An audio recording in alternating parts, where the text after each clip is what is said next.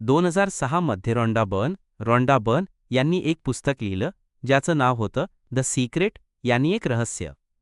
या पुस्तकाच्या जगभरात 3.5 कोटींपेक्षा जास्त प्रती विकल्या गेल्या. पण असं काय रहस्य आहे या पुस्तकात?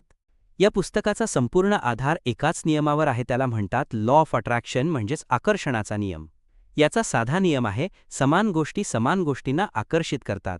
लेखिका सांगतात की आपले विचार हे एका चुंबकीय लहरींसारखे मॅग्नेट्स असतात. जेव्हा तुम्ही एखादा विचार करता तेव्हा तुम्ही विश्वात एक फ्रिक्वेन्सी पाठवत असता. जर तुम्ही सतत गरिबी, आजारपण किंवा त्रासाचा विचार केला तर तुम्ही त्याच गोष्टी आयुष्यात आकर्षित करता. आता प्रश्न येतो की या शक्तीचा वापर कसा करायचा? पुस्तकात यासाठी 3 सोप्या पायऱ्या सांगितल्या आहेत. पहिली पायरी आहे मायनस मागा आस्क. तुम्हाला आयुष्यात नक्की काय हवे आहे हे स्पष्ट करा. फक्त मला श्रीमंत व्हायचे आहे असे म्हणू नका. तुम्हाला किती पैसे हवेत, कोणती गाडी हवी आहे ते लिहून काढा. विश्वाला तुमची ऑर्डर स्पष्ट द्या. दुसरी पायरी आहे विश्वास ठेवा. बिलीव्ह. इथेच बरेच लोक चुकतात.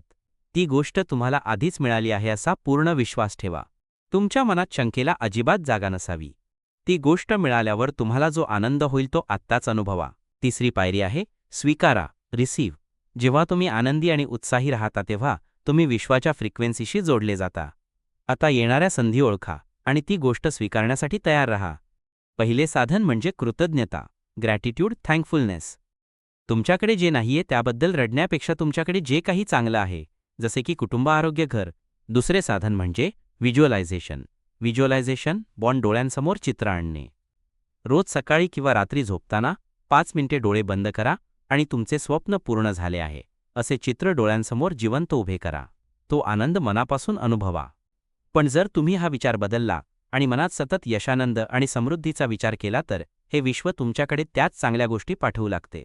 तुम्ही तुमच्या आयुष्याचे स्वतः शिल्पकार आहात.